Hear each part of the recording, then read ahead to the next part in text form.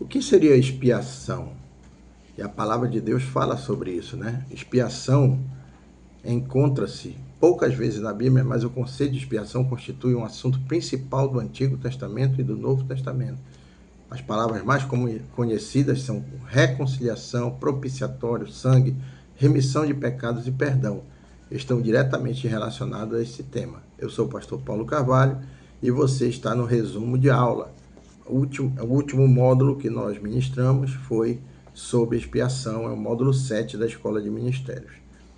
Vamos começar com o dia da expiação em Israel. Todo israelita sabia que aos 10 deste mês sétimo, será o dia da expiação, como estava escrito em Levítico 23, 27. Havia sacrifícios diários pelo pecado, mas esse dia era um dia especial, de santa convocação. Aprendemos em Levítico 16 que o sumo sacerdote se purificava com água, vestiria suas vestes santas de linho, uma vasilha de brasa no altar, e entraria no Santo dos Santos para que a nuvem de incenso cobrisse o propiciatório, que era o lugar de expiação, da propiciação e da reconciliação. E sairia, tomaria o sangue do novilho, entraria pela segunda vez no lugar santo, com o sangue e aspergiria 7 vezes sobre o propiciatório e diante dele. Mataria o bode para oferta pelo pecado. Ultrapassaria o véu pela terceira vez e faria com o sangue como tinha feito com o sangue do novilho. Faria expiação pelo lugar santo e pelo altar dos holocaustos. Imporia mãos sobre a cabeça do bode vivo, confessaria os pecados do povo e enviaria o bode para o deserto. E tiraria as vestes de linho. Iria lavar-se, poria outra roupa e ofereceria um holocausto por si e um pelo povo. Esse dia era impressionante, santo e de grande importância, porque os pecados de Israel eram expiados por meio do sangue, já que é impossível que o sangue de touros, atualmente, e bodes remova pecados, segundo o livro de Hebreus, capítulo 10, versículo 4.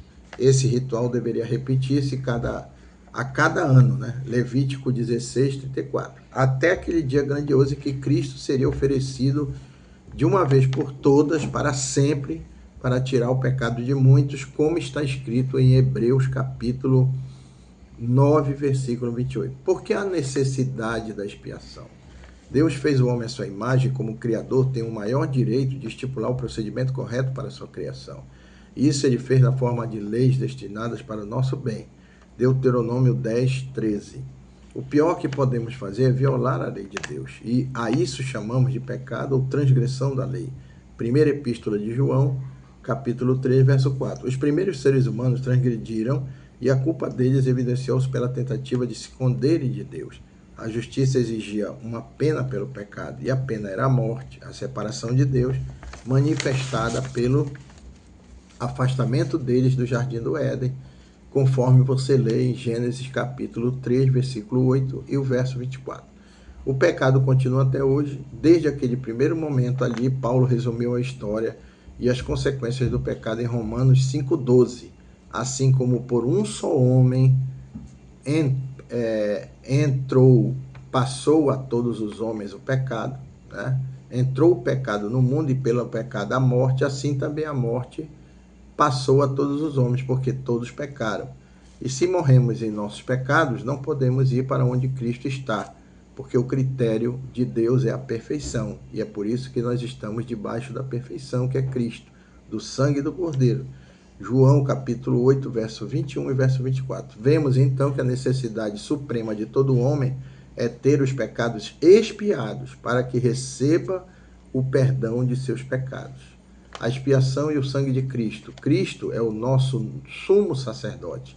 Ele é santo, inculpável, sem mácula, justo, separado dos pecadores, que não tem necessidade, como são os sacerdotes, de oferecer todos os dias sacrifícios, primeiro por seus próprios pecados, depois pelo povo, porque fez isso uma vez por todas, quando a si mesmo se ofereceu, em Hebreus 7, 26 e 27. Tá? Capítulo 7, verso 26 e 27. Cristo, por meio do seu sangue, entrou no lugar santo no céu, tendo obtido para nós a redenção eterna, e agora apresenta-se a nosso favor diante da face de Deus. Hebreus capítulo 9, verso 12 e verso 24. O resultado da expiação é a nossa redenção pelo sangue, a remissão de pecados, segundo Efésios, capítulo 1, versículo 7. Na verdade, ele nos ama e pelo seu sangue nos libertou de nossos pecados. Apocalipse 1, verso 5. Onde a remissão de pecados, já não há oferta pelo pecado. Hebreus 10, 18. Porque Cristo é a propiciação pelos nossos pecados, o meio pelo qual Deus se reconcilia ao homem pecador, conforme está escrito em 1ª Epístola de João, capítulo 2, verso 2. O pecado é a transgressão da lei e a justiça decreta que deve ser punido. Jesus levou o castigo em nosso lugar daqueles que mereciam a punição, em nosso lugar. Isaías 53, verso 8. Carregando ele mesmo em seu corpo sobre o madeiro os nossos pecados. 1 Pedro, capítulo 2, verso 24. Porque Deus nos amou, ele enviou Jesus para ser a propiciação ou o meio pelo qual os nossos pecados podem ser perdoados. Seu sangue, o qual é capaz de expiar todo pecado, vertido para a remissão desses pecados, passa a ter efeito quando nós somos batizados em nome de Cristo para a remissão dos pecados, conforme está escrito no livro de Atos, capítulo 2, verso 38. Regozijemo-nos em Deus por nosso Senhor Jesus Cristo, por intermédio de quem recebemos agora a reconciliação, ou seja, a expiação pelos nossos pecados. Romanos capítulo 5, versículo 11. Então aqui nós encerramos o módulo 7, que é apenas uma lição, a lição expiação, ok? Que Deus te abençoe e até o próximo módulo e resumo de aula da Escola de Ministérios, que é o módulo 8.